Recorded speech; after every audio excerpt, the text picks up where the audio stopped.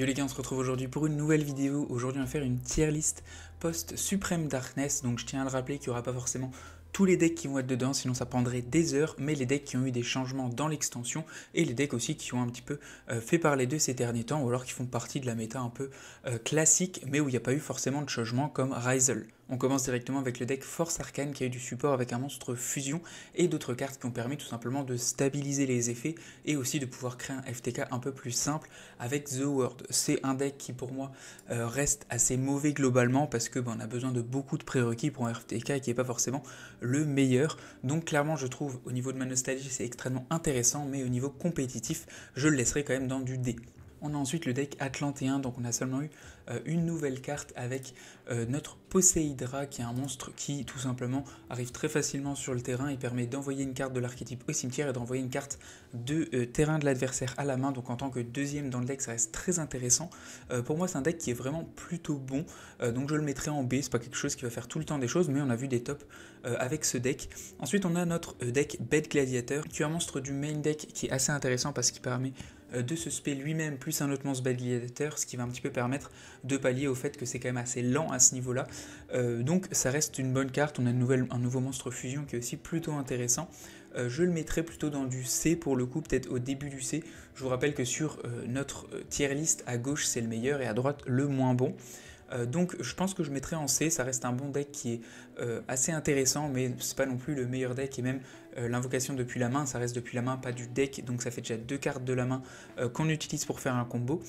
On a ensuite l'archétype White Forest qui a eu un bon buff avec surtout LZ qui fait partie de White Forest et d'Azamina, donc on a vraiment un bon combo avec des nouvelles cartes qui vont permettre de jouer le deck et que ce soit vraiment intéressant. On peut mettre ça dans pas mal de decks, on peut le jouer par exemple avec Chimera, avec des illusions, avec etc. Donc je trouve ça très très cool, je pense que je le mettrai en vrai au début. Ouais, en vrai je le mettrai en A pour le moment, je pense que je le mettrai en A, mais on va voir qu'il y a quand même pas mal de choses qui vont passer avant. Ensuite on a le deck Labyrinthe, dont Labyrinthe il n'y a pas eu de changement, mais ça reste toujours un deck qu'on n'entend pas forcément trop parler, mais ça fait toujours des choses, et ça reste un très bon deck. Je pense que je le mets quand même devant, juste pour la... Ouais, je pense que je le mets quand même devant. On a ensuite Crystal Wing, donc l'archétype qui a eu reçu une nouvelle synchro un peu vénère, vraiment en mode dragon, et une autre synchro qui va servir aussi pour les combos. On a des cartes du main deck qui sont arrivées, ça permet clairement de faciliter et d'accélérer beaucoup le deck, donc je suis assez fan de ça. Clairement ça va juste ici je pense, même peut-être après Beast, ouais en vrai je le mets quand même avant. Ça reste quand même quelque chose d'assez intéressant, ça accélère, il y a plus de synchro, plus de negate, on est quand même sur plutôt des combos de cartes, voire de cartes assez précises pour arriver sur une finalité avec pas mal d'annulations, et c'est que des annulations de monstres, donc potentiellement un Dark Ruler ou une Droplet et c'est fini, donc c'est pour ça que je le mets seulement en C. Ensuite on a Chimera, donc Chimera pareil on n'entend plus trop parler, mais clairement ça reste un très bon deck, je pense que je le mettrai au début du B. Après un Fiendsmith Chimera reste je pense peut-être fin du A. Tout dépend un peu de votre decklist et ce que je vous jouez avec. Ensuite on a Memento que je vais mettre au début du B. Chez nous on n'en entend pas encore trop parler, il y a eu des tops, il y a eu des choses qui ont été faites, mais je trouve qu'on ne le voit pas autant qu'en OCG, donc voilà. Ensuite on a CyberD, c'est juste par rapport à la nouvelle ligne qui est arrivée, la ligne 1 Machine, qui va permettre encore une fois de faire des choses avec notre noyau Cyberdragon, d'aller un peu plus loin dans nos combos. Donc clairement c'est pas quelque chose qui va changer la donne au niveau de Cyberdragon, donc je vais le laisser en D. On verra pour le coup pour la prochaine extension qui va rapporter de nouvelles cartes, vraiment de l'archétype. Ensuite on a Centurion, donc Centurion encore une fois pas de changement, ça reste un deck qui reste assez solide, donc je pense que je le mettrai juste ici. Voilà, ça reste un deck qui peut faire des choses clairement. Ensuite on a Fiendsmith, donc Fiendsmith qui est clairement en S, chez nous il n'a pas encore été trop touché sauf notre monstre fusion, mais comme on a vu en OCG, je crois que c'est en Master Duel aussi, on a quand même notre Engraver à 1, on a vraiment plein de choses qui sont limitées, chez nous on est encore très libre et c'est pour ça que l'archétype reste toujours extrêmement fort. Donc je le mets clairement en S. Ensuite on a Héros, donc Héros qui a eu reçu du support Héros du Mal, donc avec une nouvelle piège, des nouvelles fusions, encore une fois ça permet de faire plein de nouveaux combos, on peut jouer plein de decklists différentes selon notre fin de board, on reste toujours encore une fois et toujours super sensible à Nibiru, donc voilà, c'est pour ça que ce deck là je vais le laisser en début du C, parce que je pense qu'il y a des choses à faire mais qu'on est quand même très sensible à beaucoup de choses. Ensuite on a à voir Orcus, donc Orcus qui a seulement eu une Link 1 et une Link 4, mais qui suffit largement à ce que ce soit très joué en OCG. Chez nous on va voir ce que ça donne. Étant donné que chez nous on a quand même un peu plus de gens qui jouent des decks anti-méta, etc., même des migrateurs dimensionnels, donc c'est clair que nous ça reste un peu plus compliqué, donc on verra un petit peu ce que ça donne. Je pense que je vais le mettre au début du B parce qu'il y a clairement beaucoup de potentiel et que si vraiment on nous bloque pas le cimetière, le deck reste extrêmement fort, rien qu'avec un Girsu on fait des combos assez vénères avec nos nouvelles cartes. On arrive à Blue Eyes, donc Blue Eyes, il y a juste eu une nouvelle synchro, pas encore notre structure deck, donc c'est pour ça que pour le moment je vais le mettre en D, étant donné que c'est post-structure deck que je pense que le deck va pouvoir vraiment faire quelque chose. Enfin, c'est pas que je pense, c'est que ça va être réel pour le coup.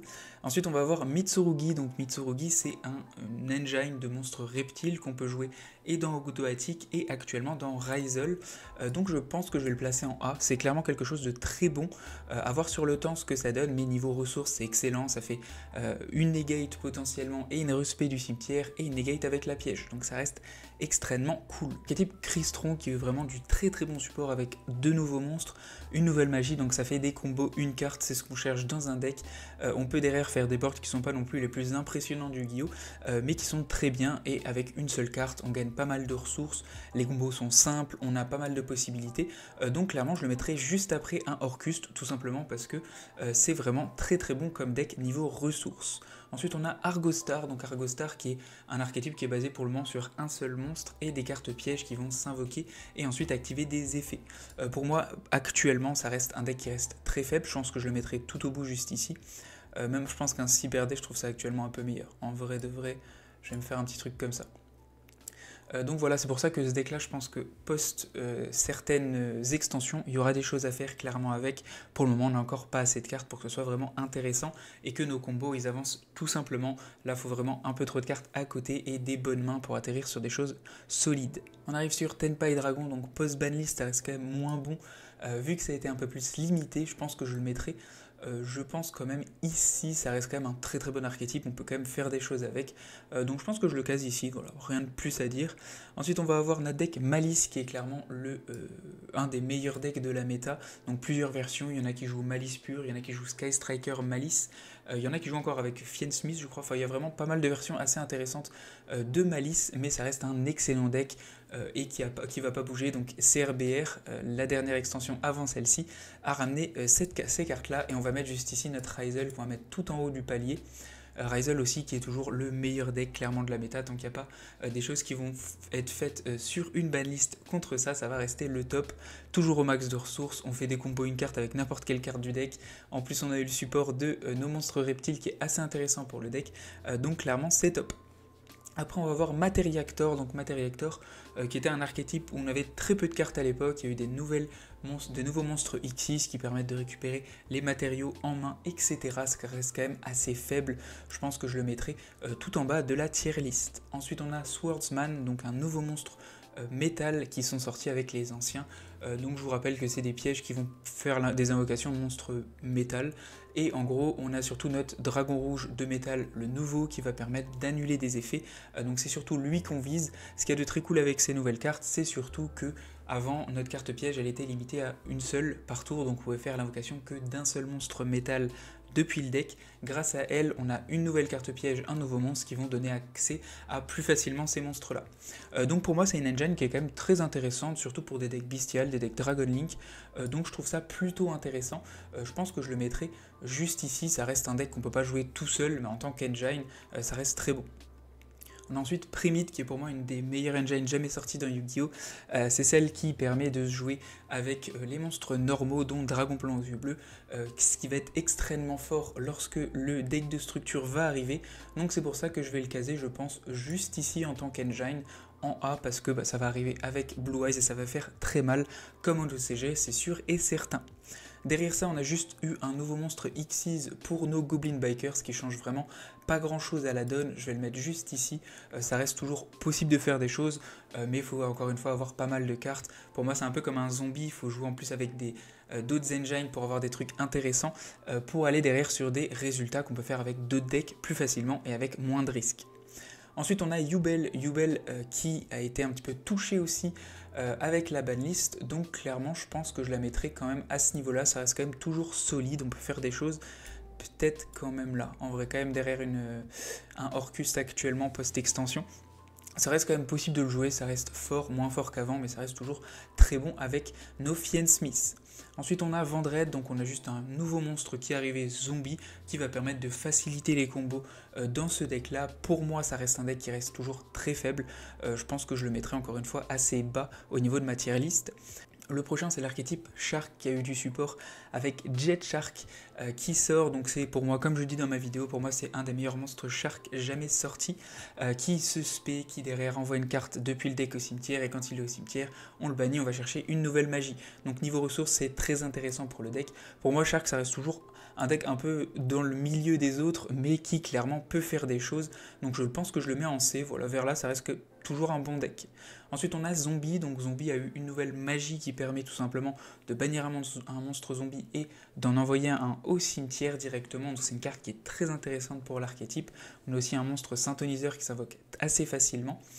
Donc c'est vraiment des bonnes cartes. Le problème de Zombie reste toujours les mêmes, le manque de stabilité et le fait qu'on ait des combos avec beaucoup de cartes pour accéder à des boards qui ne sont pas forcément très très forts. Donc c'est pour ça que je vais le mettre aussi dans ce coin là. Je pense que je casse quand même un...